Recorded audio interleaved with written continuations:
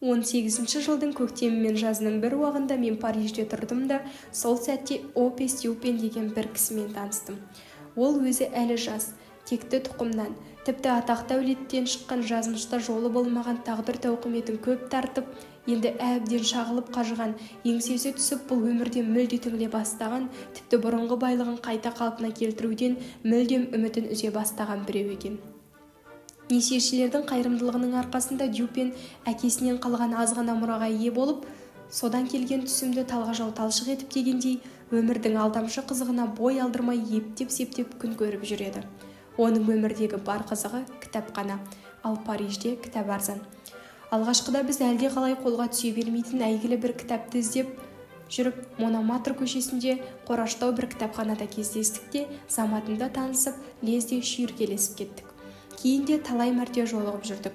Мен Дюпендер семьясының тегін білгім келіп сұрастырғанымда, әдетте ол өзі жөнінде айтқанда ағынан жарылатын. Француздарға тән аңқылдақ мінезімен бәрін жасырмай баяндап берді. Оның оқымысты зиялылығына, әсіресе ойының оралымдылығына мен еріксіз қайран қалдым. Ол кезде Парижде тұрғандағы менің көздегенім мүлдем басқа еді. Мұндай адаммен танысудың таптырмайтын қазынамен тең екенін сездім де, сол заматында осы ойымды оған айта қойдым. Сөйтіп Парижден кеткенше бірге тұруды ұйғардық. Ал менің жағдайым Дюпенге қарағанда әлде қайда тәуір болғандықтан да, мен оның келісімімен Сен-Жерменнің шет жағындағы оңашалау жерден архитектурасы әдемі, ескілеу бір үйді жалдап алып, екеуміз ерекше ұнататын сәл қораштау жұпыны жиһазбен жабдықтадық. Біз мән-жайына терең үңіліп жатпасақ та, айтылып жүрген әртүрлі қисапсыз діни аңыздарға байланысты иесі әлде қашан тастап кеткен үй әбден азып тозып кеткен екен. Егер жұрт ол үйді тұрған кездегі екеуміздің тіршілігімізді білсе, бізді өзгелерге зиянымыз тимесе де қисынсыз қиял қуғандар деп санаған болар еді. Біз тірі жанға жуымайтынбыз, ешкіммен араласқымыз да келмейтін. Мен болсам жаңа адресімді достарыма да айтпай қойдым. Ал Дюпен Парижді ұмытқалы қашан. Оны Парижда есіне ала қоймайды. Біз өстіп, өзімізбен өзіміз тұрып жаттық. Досымның бір ғажап қасиеті, оны өзгеше атау да қиын. Ол түнге оның айрықша сұлулығына ғашық еді.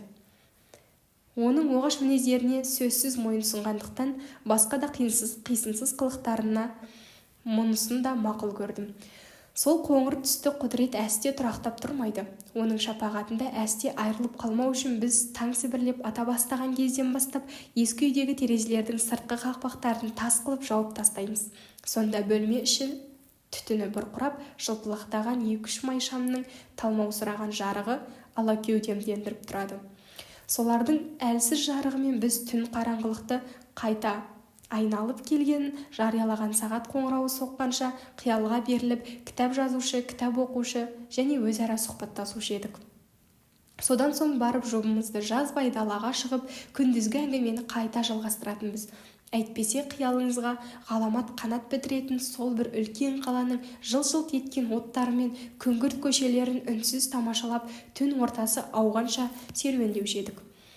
Ойлағанын көз алдына айқын елестететін бұл оның ойлау ерекшелігінің жарқын нәтижесі екеніне көзім жете тұрса да, мен мұндай сәттерде Дюпеннің талдау дарынына керемет қайран қалушы едім. Аса мақтанып жатпаса да бұл қабілеті Дюпеннің өзіне ұнамайтын сияқты. Шікірейіп шекесіне қарамасам да, мұның көңілін қуанышқа бөлейтін, оның өзі де талай бұны мойындағанды. Әйтсе де адамдардың көпшілігі өзі үшін беті ашық кітап екендігін айтып, ол маған күле тұрып талай мәрте мақтағанда, менің ойымдағыны айтқызбай тауып есімді шығаратын. Ондай кезде ол маған біртүрлі өмірден үмітін үзген жандай болып көрінетін. Есуастай елеңдеп, жалт еткен жанарын қиянға қадап, қалшиып тұра қалатын. Егер әрбір сөзін асықпай нығырлап айтпаса, құлаққа жағымды қоңыр даусы сәл қарлығып, ызалы шығушы еді. Осындай сәттерде оған қарап тұрып, мен адамның жан дүниесінің екі ұдай болатындығы жөніндегі ескілімді есіме алып, екі Дюпен, жасампаз және жойымпаз Дюпен туралы ойлап мәз болушы едім. Бұл айтылғандарға қарап әңгіме әлде бір таңғажайып бірдеңелер жөнінде болады екен деп дәмеленбей-ақ қойыңыздар. Сондай-ақ өз кейіпкерімді романтикаға бөлеу деген менің ойымда мүлде жоқ. Менің француз сыбайласымның бұл жасалған бейнесі мүмкін қисынсыз қиялымның, әлде тіпті шерлі шерменде ой пікірдің нәтижесі де болар. Әйтсе де оның ескертпелерінің сипаты жөнінде менен гөрі нақты мысал жақсы баяндап береді.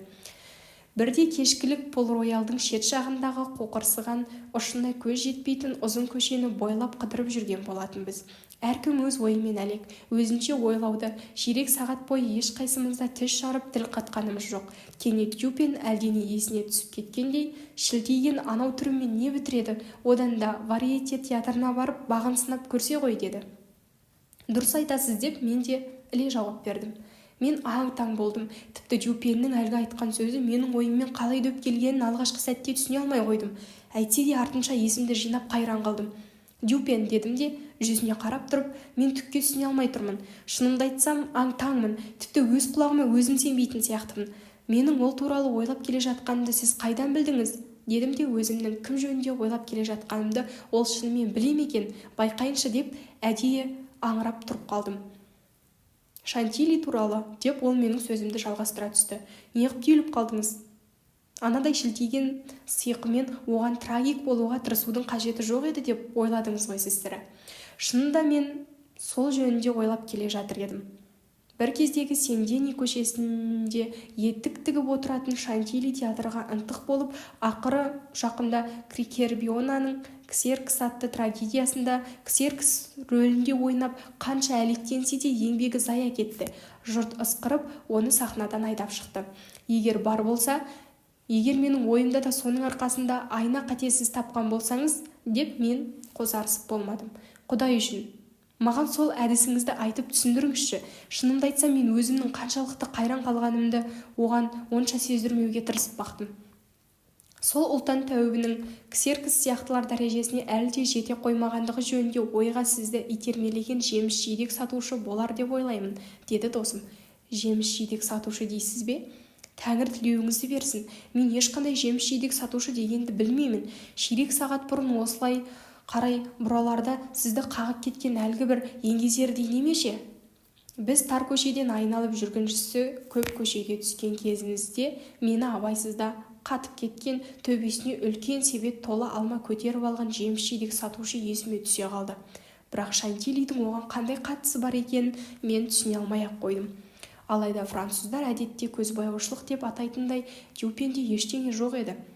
Кешіріңіз, оның мәнін түсіндірейін, деді ол. Ал сіз мені жақсы ұғуыңыз үшін кәні, біз екеуміздің соңғы әңгімеміз бен әлгі айтылмыш жеміс-жидек сатушыға кездескенге дейінгі аралықты өз ойыңыздың ұзын ырғасын қайта жадыңызға түсіріп көріңізші. Оның негізгі арқауы Шантили, Орион, доктор Николс, Эпикур, Стреаматия. Жолда жатқан жұмыр тас жөні әлгі жеміс-жидек сатушы.